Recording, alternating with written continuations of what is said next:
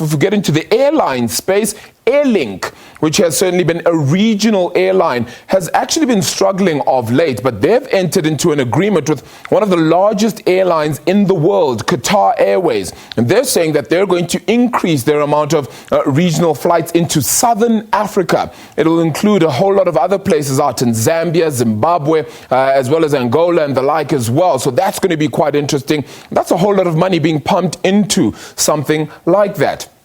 At the same time, you of course have the notion that South Africa must continue to spend at least 20 billion rand is actually needed for the revival then of SAA, 10.5 billion of which is the priority, of course, at present.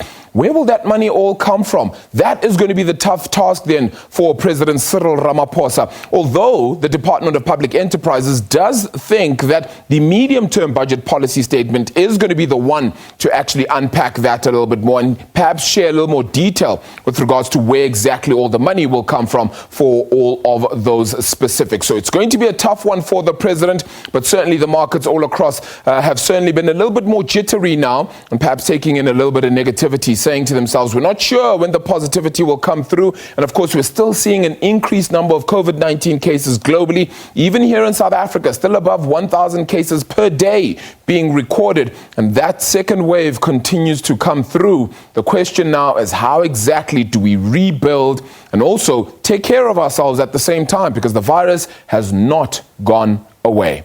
With that, though, let's have a chat then with Owen Nkomo from Nkunzi Wealth, who joins us then as well via video link. Owen, thank you so much for the time. Really appreciate it. The president has a tough task today, but it's one that he should have done a long time ago, right? He should have been a lot more strict, a little bit more harsh. The reforms that were needed, we could have told this story a long time ago. Yes, most definitely, Arabile, but I guess it's better late than never. So I'm excited to find out what the president has to deliver at 2 o'clock. But I've already had one or two calls coming through from some civil servants, one of them saying that they have been hearing rumors that they will not be getting any increases for the next 5 years. Potentially, that's one thing we might get from the president. But I really think that it's the most responsible thing to check this thing head on, engage the unions, and see to it that everyone is playing a role in terms of making sure the country has a shot at getting better and getting out of this major recession that we're in at the moment. Yeah. If you were to perhaps highlight your main 3 items that you would like to see come out of this reconstruction and economic recovery plan, what would they possibly be? It's a fairly tricky one, and it was mentioned earlier on the bulletin that how do you push an economy to grow if you're reducing spending?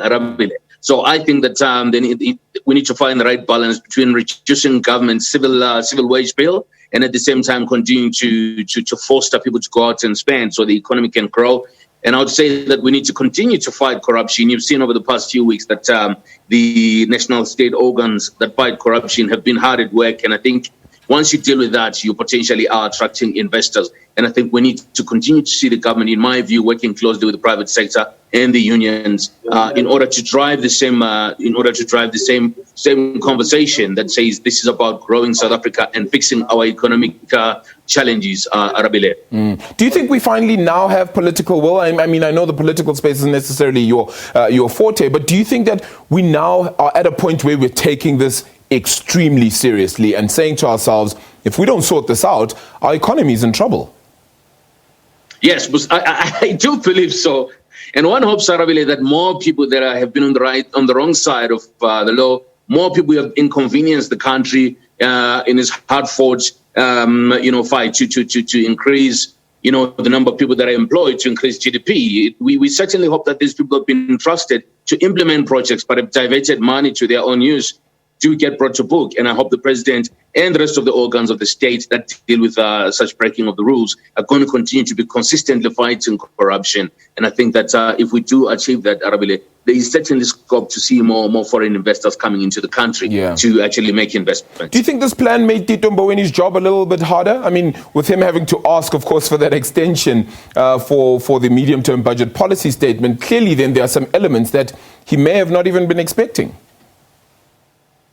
Yeah, potentially, but I would like to think that the president and the Minister Mboweni have been in consultation over these plans. Mr. Mboweni took his time off one of the nights when he wasn't cooking, and he wrote a nice plan for South Africa. He said, guys, this is an emergency and we need to act now. And I'm hoping some of those considerations have been plugged in there. And, the president, when he delivers the statement, and I'm hoping he's going to incorporate some of the views from Mr. Mboweni and his colleagues.